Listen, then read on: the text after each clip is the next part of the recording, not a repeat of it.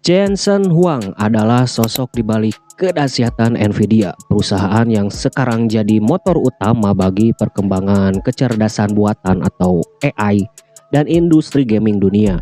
Dengan total kekayaan mendekati 200 miliar dolar, bayangkan. Contoh kasarnya saja, dengan uang segitu, Jensen bisa membeli top klub elit Eropa bahkan beserta liga-liganya. Dengan uang 200 miliar dolar, Jensen bisa membeli 400 pulau tropis mewah sekelas pulau-pulau di Karibia atau Maladewa lengkap dengan pembangunan infrastruktur megah di atasnya. Tapi kalian tahu nggak nih, puncak perjuangan untuk berada di puncak itu tidak semudah apa yang kita pikirkan. Kecerdasan dan tekad ya, dan tak ada rasa takut gagal adalah faktor kunci di sini. Ia bahkan melakukan perjudian nasib demi GPU dan visi masa depan. Oke, agar tidak bertele-tele, mari kita langsung saja simak kisah hidupnya.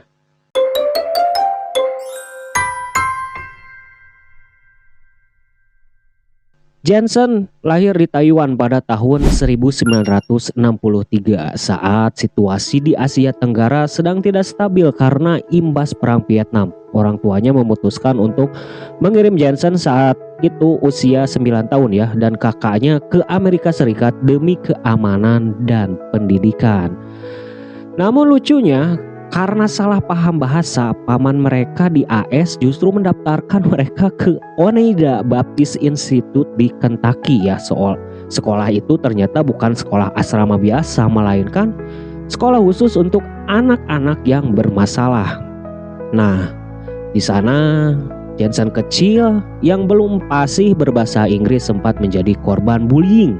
Sebagai murid paling muda, dia ditugaskan untuk membersihkan toilet asrama setiap hari. Sementara kakaknya waktu itu bekerja di ladang tembakau ya.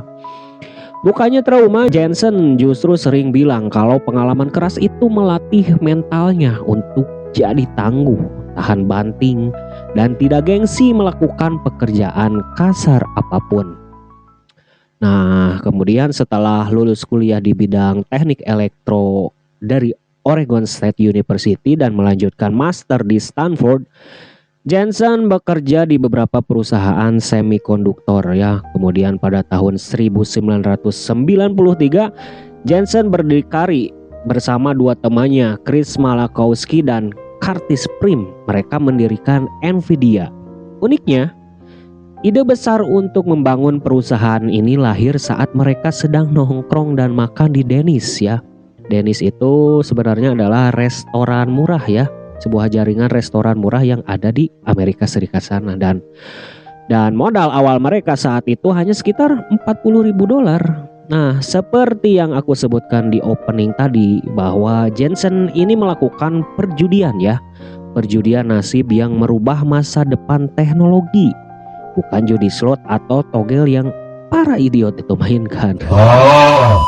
Awalnya Nvidia fokus membuat chip grafis untuk game PC ya.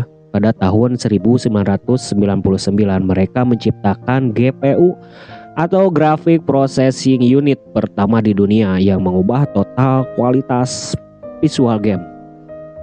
Namun kejeniusan dan kenekatan Jensen yang sesungguhnya terlihat pada pertengahan 2000-an. Dia membuat keputusan beresiko tinggi dengan menciptakan CUDA atau sebuah arsitektur software yang membuat GPU tidak cuma bisa dipakai untuk memproses grafis game, tapi juga untuk perhitungan matematika yang super rumit. Nah, saat itu keputusan ini sempat membuat saham Nvidia anjlok dan investor marah karena biayanya sangat mahal dan ini terlalu visioner ya di masanya.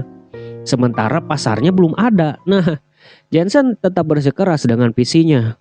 Belasan tahun kemudian perjudian itu terbayar lunas ketika teknologi artificial intelligence seperti ChatGPT dan model AI lainnya mulai meledak. Chip buatan Nvidia lah yang ternyata paling siap dan paling sanggup dan paling kuat untuk melatih kecerdasan buatan tersebut. Nah, memasuki tahun sekarang nih ya, 2026, Jensen sukses membawa Nvidia melesat menjadi salah satu perusahaan paling bernilai di dunia. Bahkan kekayaan pribadinya sempat menembus angka fantastis mendekati 200 miliar dolar. Pada pameran teknologi Computex dan GTC tahun 2026 ini, Jensen mengenalkan arsitektur chip terbaru bernama Vera Rubin. Vera Rubin ini adalah penerus dari arsitektur Blackwell. Dia menyatakan bahwa dunia sekarang sudah beralih dari era eksperimen AI ke era agentic AI atau useful AI, di mana AI bukan lagi sekedar robot chat melainkan agen otonom yang bisa melakukan pekerjaan produktif secara mandiri untuk membantu manusia. Jensen Huang ini dikenal sebagai pemimpin yang sangat hands on atau tipe pemimpin yang turun langsung ya ke lapangan dan punya filosofi first principle thinking, selalu melihat masalah dari dasarnya. Nah, dari seorang anak imigran yang membersihkan toilet sekolah, kini dia menjadi orang yang menentukan kemana arah masa depan teknologi dunia berjalan. Tentu perjalanan Nvidia tidak selalu mulus ya. Mereka juga beberapa kali hampir bangkrut sebelum akhirnya mendominasi pasar dunia. Oke teman-teman, jadi itu dia cerita singkat di balik kesuksesan Jensen Huang dan Nvidia. Dan bagaimana menurutmu? Apakah teknologi AI yang digadang-gadang oleh Jensen Huang akan benar-benar mendominasi dunia? Tulis jawabanmu di kolom komentar.